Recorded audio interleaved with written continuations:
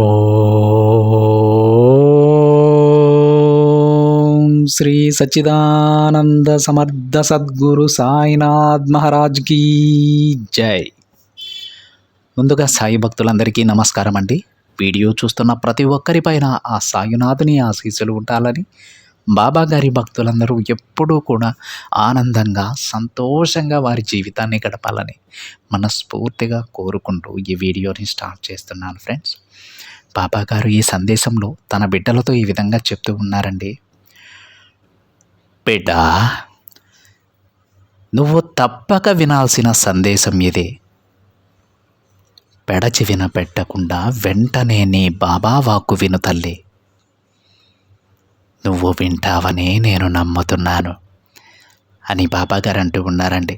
ఈరోజు బాబాగారు తన బిడ్డలు తప్పకుండా ఈ సందేశం వినాలని, తను చెప్పేటువంటి ఈ మాటలు తప్పకుండా వారు విని అర్థం చేసుకోవాలని బాబాగారు అంటూ ఉన్నారు. అయితే బాబాగారు తన బిడ్డల జీవితానికి సంబంధించినటువంటి ఒక గొప్ప విషయాన్ని చెప్పబోవచ్చు. లేదంటే వారు ఎలా ఉంటే వారి జీవితం బాగుపడుతుందో, ఏ పనులైతే చేస్తే, ఏ పనులను మార్చుకుంటే వారి జీవితం గొప్ప స్థాయికి వెళ్తుందో ఆ మార్గాలు కూడా బాబాగారు చెప్పవచ్చు. అందుకే బాబాగారు ప్రత్యేకంగా తప్పకుండా నువ్వు వినాల్సిన సందేశం తల్లి ఇది, పెడచెవిన పెట్టకుండా వింటావు కదా, నువ్వు వింటావనే నేను నమ్ముతున్నానని బాబాగారు అంటూ ఉన్నారండి. ఈ సందేశం అందరూ వినలేరండి. ఎవరైతే బాబాగారిని ఎక్కువగా విశ్వసిస్తూ ఉంటారో, ఆ తండ్రి మాటలకు ఎక్కువ ప్రాధాన్యత ఇస్తూ ఉంటారో, ఆ తండ్రి ఒక్కరూ మనతో ఉంటే చాలు, ఈ జీవితాన్ని ఎన్ని కష్టాల నుంచైనా సరే నేను గెలుచుకుంటాననేటువంటి దృఢ సంకల్పం ఎవరికైతే ఉంటుందో ఆ బిడ్డలో మాత్రమే ఈ సందేశాన్ని వినగలరని బాబాగారి ఉద్దేశం. అయితే బాబాగారు అసలు తన బిడ్డలకి ఏం చెప్పాలనుకుంటూ ఉన్నారో ఆ తండ్రి మాటలలోనే విందామండి. బాబాగారి విధంగా అంటూ ఉన్నారు. బిడ్డ, నువ్వు తప్పకుండా ఈ సందేశం వినాలమ్మా. ఎందుకంటే ఈ సందేశాన్ని కేవలం నీ కోసమే తీసుకువచ్చాను. దీని ద్వారా నీ జీవితాన్ని బంగారుమయం చేసుకోవచ్చు. ఒకవేళ ఇలా లేకుంటే నీ జీవితం ఇంకా కష్టాల కడలిలో కూరుకుపోతుంది బిడ్డ. చూడు తల్లి, నీ బాబా వాక్కును శ్రద్ధగా విను. బిడ్డ, ఎవ్వరిని కూడా నీ విరోధిగా అనుకోవద్దు. ఎవ్వరికి విరోధి కారు. ఎవరిపైన కూడా విరోధ భావం పెంచుకోవద్దమ్మా. అందరూ ఒక్కటే, అందరిలో నేనుంటాను. భక్తులకు ఐహికంగాను ఆముష్కికంగాను లాభం చేకూర్చడానికే నేనున్నది. నీ యొక్క ప్రాపంచిక వ్యవహారాలను ఆనందంగా నిర్వర్తించుకో, కానీ భగవంతునిని మాత్రం మరువవద్దు. చూడమ్మా, నాకు సంబంధించిన వారు మొదట ఈ ప్రాపంచిక కోరికలతోనే నా దగ్గరకు వస్తారు. వారి కోరికలు తీరి జీవితంలో సౌఖ్యం చిక్కాక నన్ను అనుసరించి ఆధ్యాత్మికంగా పురోగమిస్తారు. నిజానికి వారెంత దూరాన ఉన్నా సరే రకరకాల మిషల మీద నేనే వారిని నా దగ్గరకు రప్పించుకుంటానమ్మా. ఎవరు కూడా వారంతట వారుగా నా దగ్గరకు రారు. నేనే సర్వాధికారిని. వివిధ రూపాలలో జనులను నేను కాపాడుకుంటూ ఉంటానమ్మా. భగవంతుని మార్గము అసామాన్యమని గుర్తించు. అది చాలా విలువైనది తల్లి, కనుగొనటానికి వీలు లేనిది. వారి ఇచ్ఛానుసారమే మనము నడుచుకుంటూ ఉండాలి. చేసేవాడు చేయించేవాడు ఈ సాయినాథుడని గుర్తుపెట్టుకో. ఈ తండ్రి దయ ఉంటే దుర్లభమైన కార్యాలు కూడా సులభ సాధ్యమవుతాయి బిడ్డ. నీ కోరికలను నేను నెరవేరుస్తాను తల్లి. నీకు దారి నేను చూపుతాను. అందుకే ఈ తండ్రి దయకు పాత్రునివ్వవు. చూడమ్మా, గ్రంథములను అభ్యసించి ఆచరణలో పెట్టవలసి ఉంటుంది. అంతేకాని పుస్తకాలను ఊరక చదవటం వలన ప్రయోజనం ఏమీ ఉండదు. నీవు చదివిన విషయమును గూర్చి జాగ్రత్తగా విచారించి అర్థము చేసుకుని ఆచరణలో పెట్టవలను. లేనిచో ఎలాంటి ప్రయోజనము ఉండదు. గురువు అనుగ్రహము లేని ఉత్త పుస్తక జ్ఞానము నిష్ప్రయోజనము తల్లి. బాబా ఇది నాకెందుకు చెబుతున్నారు అనే సందేహం వచ్చిందా? ఎలా అయితే ఒక పుస్తకాన్ని చదివి పక్కన పడేస్తే ఎలాంటి ఉపయోగం ఉండదో, అలాగే ఈ తండ్రి మాటలు విని అక్కడే వదిలేసి వెళ్ళిపోవడం వల్ల ఎలాంటి ఉపయోగం ఉండదు.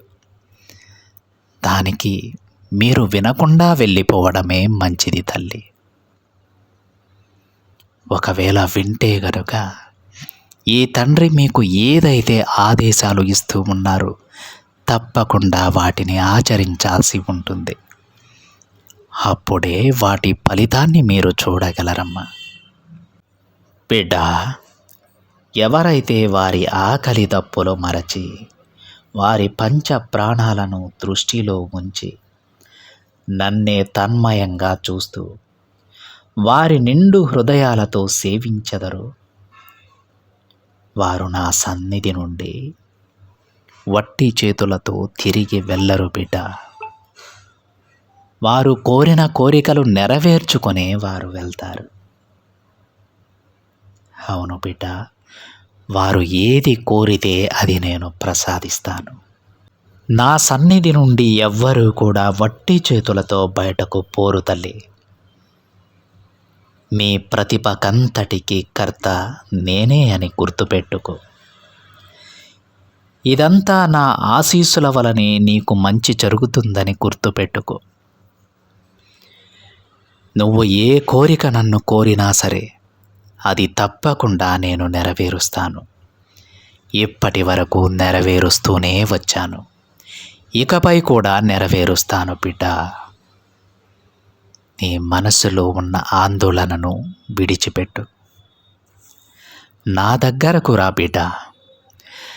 నా కోవెల తలుపులు ఎల్లప్పుడూ నా బిడ్డల కోసం తెరచి ఉంచుతానమ్మా. నీవు ఎప్పుడు ఏది మాట్లాడినా నేను వింటాను. నీవు ఎప్పుడు ఏది కోరినా నేను నా బిడ్డకు ప్రసాదిస్తాను. అందులో ఎలాంటి సందేహమో నువ్వు పెట్టుకోవద్దు. మనస్ఫూర్తిగా ఈ తండ్రిని సేవించు. చేసే ఒక 5 నిమిషాల పూజ అయినా సరే మనస్ఫూర్తిగా చెయ్యి. గుక్కెడు మంచినీళ్ళు అర్పించినా సరే మనస్ఫూర్తిగా అర్పించు. నువ్వు కోరిన ప్రతిదీ నేను నీ ముందు ఉంచుతానమ్మా.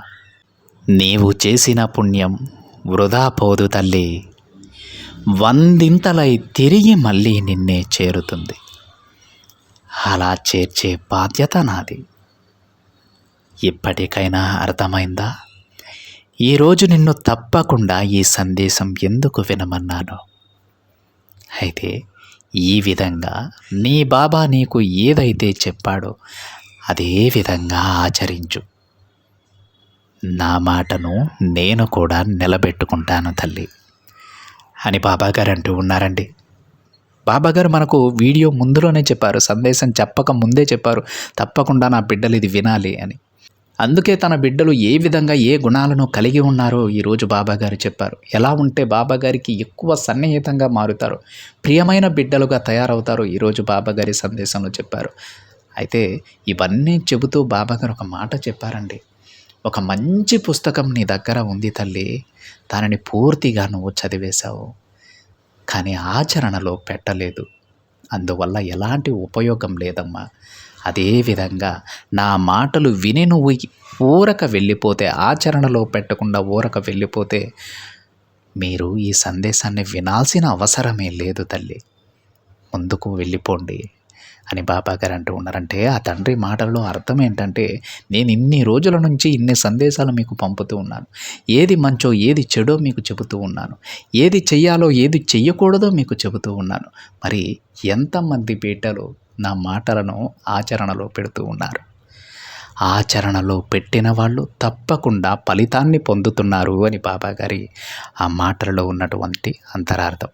ఇప్పటి వరకు బాబాగారు చెప్పినటువంటి ప్రతి మాట మనం చేశామో లేదో అవన్నీ పక్కన పెట్టేసి ఈ రోజు నుంచైనా సరే, ఇప్పటి నుంచైనా సరే బాబాగారు చెప్పినటువంటి ఆ మార్గాన్ని ఆచరిద్దాం. తప్పకుండా ఆ తండ్రి తన బిడ్డల విషయంలో తను ఇచ్చిన మాటను తప్పకుండా నిలబెట్టుకుంటారండి. అందులో ఎలాంటి సందేహం లేదు. కాకపోతే మనం ఆచరించాలి. బాబాగారి మాటలను తప్పకుండా ఆచరించాలి. బాబాగారి దయకు పాత్రులైన వారు ఎన్నటికీ అన్యాయం కారు. అన్యాయం జరగదు వాళ్ళకి. వాళ్ళు కోరిన ప్రతీదీ అష్టైశ్వర్యాలు, సిరి సంపదలు, ఆయురారోగ్యాలు అన్నింటినీ తన బిడ్డలకు ప్రసాదించి వారు సంతోషంగా నవ్వుతుంటే ఆ సంతోషంలో బాబాగారు తన సంతోషాన్ని వెతుక్కుంటారు. ఇవన్నీ జరగాలంటే మనం బాబాగారి మాటలను ఆచరణలో పెట్టాలి. ఇది ఫ్రెండ్స్ ఈరోజు బాబాగారి సందేశం కనుక మీకు నచ్చినట్లయితే ఒక చిన్న లైక్ చేయండి ఫ్రెండ్స్. మరింతమంది మన బాబాగారి బిడ్డలకైతే ఈ సందేశాన్ని షేర్ చేయడానికి ట్రై చేయండి. మొదటిసారిగా ఛానల్ని చూస్తున్న వాళ్ళైతే తప్పకుండా సబ్స్క్రైబ్ చేసుకొని పక్కనే ఉన్న బెల్ ఐకాన్ని యాక్టివేట్ చేయండి. మరొక బాబాగారి సందేశంతో మరొక వీడియోలో కలుద్దాం. అంతవరకు ఓం సాయిరామ్.